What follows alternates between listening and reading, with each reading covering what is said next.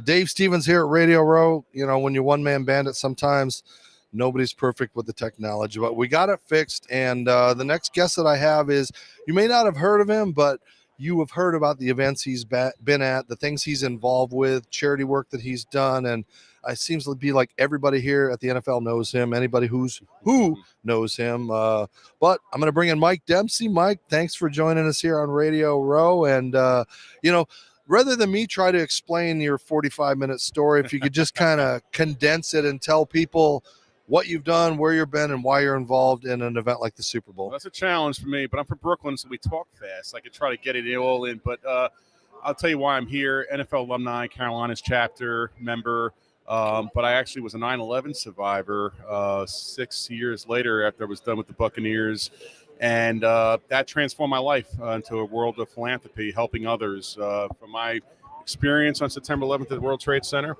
and to where I'm at now. And I actually had the unfortunate coincidence of being in Las Vegas, Mandalay Bay, during the shooting in 2017. So I had that experience on top of that. So a lot of the philanthropy work I do is to help out other folks who have had similar experiences, but I do a lot of charity work, and I help out my NFL alumni chapters, to Johnny Damon Foundation. I'm all over the place, but the reason I'm also here this week is to promote a boxing match that I'm doing at the grand age of 50 years old, getting in the ring with Jerry Cooney, hopefully on June 17th. It's Jerry Cooney does a charity called YCS. It's Youth Consultation Services, and it promotes, helps underprivileged kids in New Jersey really get a better life. These kids are from broken homes. Jerry mentors them. I've come to the event for many years, and this is the 40th anniversary of Larry Holmes and Jerry Cooney, fight of the century for people who aren't old enough like us to remember that fight. Holmes got Jerry in the 13th round, but Jerry put on a hell of a show, and they became best friends afterwards. And my trainer is a guy named Irish Mickey Ward. It's 20th anniversary, the Mickey Ward Turgatti trilogy, which was one of the best fights in boxing history. So Mickey's going to be there to support me. He's been training with me virtually pretty much through the pandemic, but I've done some work with him in Lowell, Massachusetts, and I feel like I'm ready to hopefully stand on my feet for 3 rounds and survive. I just want to go to distance like Rocky. It's not about winning or losing. It's about going to distance. I don't know if Adrian's going to be there for me at the end of the fight, but we'll see. All right. Well, hey, I hope you stand on your feet, because I can't. So I can't be in your corner for that. All right. But, Mike, you touch so many worlds, but your own world, and that's why you're here with us on Ability Media today. It's a very personal struggle that you go through as a father. Yeah. And it's something, I have 3 beautiful sons that are as normal as you can, other than fighting and, doing the things they do. But you're in a different world and a different situation. If you could talk a little bit about your daughter and what you have to deal with and what you're doing to help. Yeah, Kelly, my 19-year-old has Asperger's, and it's been a struggle as a dad. I've had to become an advocate for her, very vocal advocate, the guy who will go up to school and have to fight for her to get the things she needs to, and she's in college now, doing great. I've had to be an advocate for her to give her everything that she needs to learn life skills, and it's a process that evolves every day. I learn new things every day with Kelly, and she's doing tremendous. We had a podcast, actually, like you have, for 2 years. It was called Dads and Daughters. I brought both my girls on the show, and we would focus on these kind of topics around how to help special needs kids with Down syndrome. And Kelly's very involved with Tim Tebow. He's a friend of yours, too. Yeah. And we have a very common connection with Mr. Tebow and Night to Shine. And Kelly became an ambassador for Night to Shine, and Tim at his golf outing, and we developed a wonderful relationship. So Kelly is really great, big part of my world, and I try to bring her with me. But this week, she's not a football fan. She's a cheerleader. She loves cheerleading. Football's not her thing, so I didn't bring her to L.A., but maybe next year in Arizona. Yeah, my home state. And Mike, you're kind of like Forrest Gump of our generation, because you've touched in a little bit everything. You play in Yankee old timers games, how the heck did something like that happen? Yeah, I'll tell you what, Brian Doyle. So he's a 1970 series. Filled in 77 and had that brief moment, and that was it. That was it. But Brian Doyle has Parkinson's. He's been suffering for 6 years. I'm very close to Brian Doyle and his family. And we would do Brian Doyle Day during Old Timers Day weekend in Scranton. And I just said to the guys, hey, I had an old Yankee uniform. If you need a pinch runner, I'm your guy. So what happens? I show up to on the game day. Brian gives me a jersey, and he says, Mike, you're playing today, because some of the other guys, they played Old Timers Day in Yankee Stadium the day before. They didn't want to go out 2 days in a row. So I said, I'm your guy. So I didn't think I thought I'd pinch run. And then at the second inning, Gene Stick Michael was going to get up to bat. And Stick was about 75 years old at the time. And Jeff Nelson, a 4-time World Series winner, 6'8", was pitching. Still throwing hard, too. Yeah, throwing 80 miles an hour. So Stick looks at me, Mike, grab the bat. It's like, grab Reggie Jackson's bat off the bat rack. And Reggie gave me a dirty look. I get the plate. I didn't have time to get nervous. I had no helmet on, by the way, when I was facing Nelly. And I got 2-2 count. I hit it. I thought it was out of the stadium, but it was a nice single. The clip I play every day on my phone when I'm depressed, it just gives me that. And I see Nelly at events all over the tri-state area, and I give him a hard time. But it was really a day when I was a Yankee, and I played right field, and I played so deep in right field against the old-timers, so I didn't want anything hit over my head. So it was great. But even like last night, playing in the football game, reliving our youth, almost catching a pass, a 60-yard. Kurt Warner, and then you had Sage Rosenthal's, and threw me a 60-yard touchdown pass. If I was a step faster, I would have had that. But it was just a great experience. By the way, Jeff Garcia, my hands are sore. He throws the tightest spiral, and I caught one, and my fingers are throbbing today. But you don't want to tell anybody that hurt because you're like, I did that, right? I'm a man. Well, Kenny Mayne looked worse than me this week, so I'm glad that I didn't look as bad as Kenny. Kenny's hobbling. I'm still upright. Yeah, well, that was fun. Again, we won the game 14-7 for Sierra Delta, another great cause of BJ Ganem. And, and I also got to thank our sponsors today. Do a little right here, ProStance. These are amazing tools. Go to ProStance.net. These things can really change your child's life as far as coaching, because a lot of backyard dads, and I know you've done a lot of backyard coaching, you get your feet in a position and the hitting can just come. You can focus on other things. So please go to ProStance.net.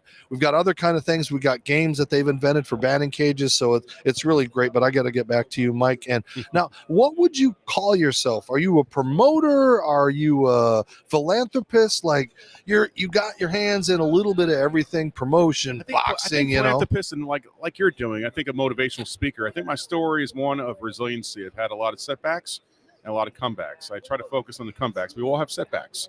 And you talked a little bit earlier today about mental health. And I've struggled with PTSD from 9/11 in Vegas. Physical injuries, you recover. Mental health is a lot tougher. So I try to focus on helping people with my story and say, look at what I'm doing. I'm getting in a ring.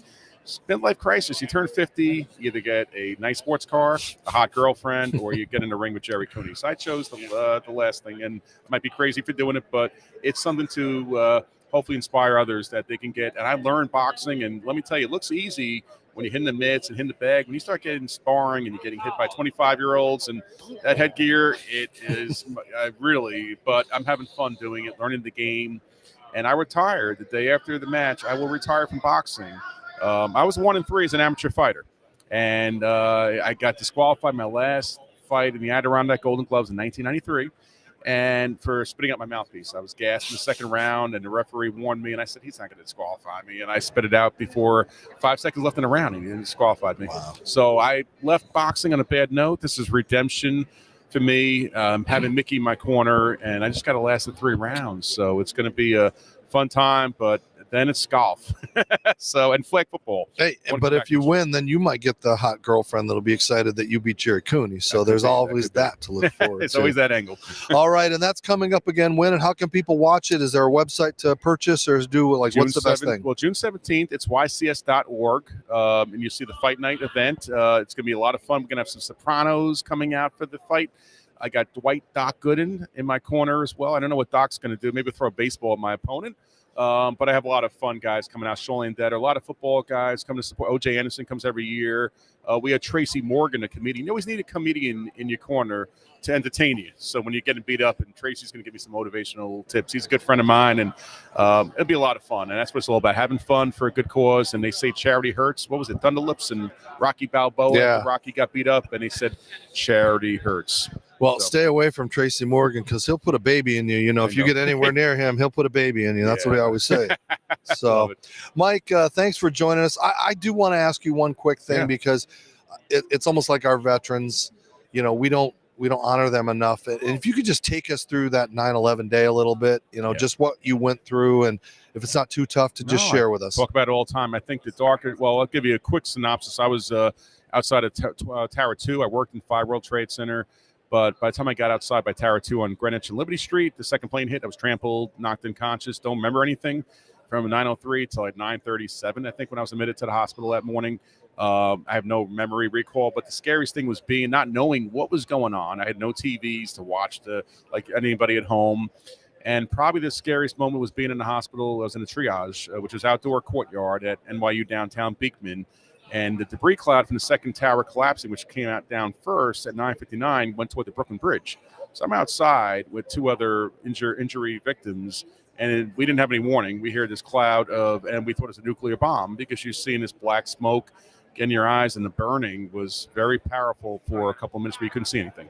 But you had to breathe that, though. I mean, are you worried that your lungs are going to have all that stuff that we've watched the firefighters and the responders die from it? I mean, is this something you got to think about? I'm in the World Trade Center Health Network, Health Registry every year. I get checkups. I do have in my throat, I have reactive airways dysfunction syndrome, which a lot of people have. But it's the scary things that day. As you know, the carcinogens, pulverized concrete, debris in that cloud. And human bodies that were all part of that. It's scary, but no, I've been taking good care of myself. But there's a lot of people, and I really helped other rescue workers get their compensation with the Victim Compensation Fund. I was proud of doing that. I lobbied with Ken Feinberg in 2004 to get to open up the registration fund for rescue workers who serve to help in the recovery.